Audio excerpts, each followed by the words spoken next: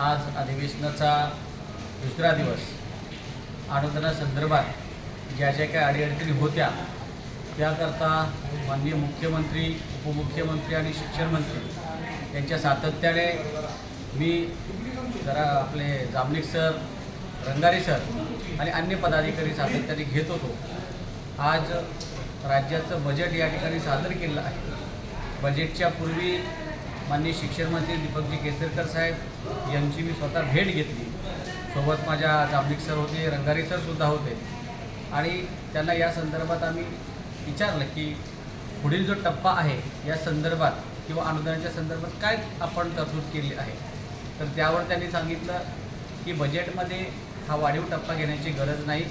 Already मी file मंत्रिमंडळाच्या बैठकीसाठी तयार करायला सांगितली आहे आणि हे अधिवेशन संपण्यापूर्वी वाढीव टप्पा असेल किंवा अनुदानाच्या संदर्भातल्या ज्या जे काही गोष्टी असतील त्या पूर्ण केल्या जातील असं त्यांनी या ठिकाणी सांगितलं आहे। म्हणून राज्यातील जे अंशतः आमदारी शिक्षक असतील, अघोषित शिक्षक असतील त्यांनी थोडासा संयम बाळगावा आणि हे अधिवेशन संपण्यापूर्वी जेव्हा मंत्रिमंडळाची बैठक लागेल याच अधिवेशनाच्या दरम्यान त्यावेळेला आपलं हे अंशतः अनुदानाचा पुढचा टप्पा प्रचलित धोरणानुसार केला जाईल असं त्यांनी मला सांगितलं आहे।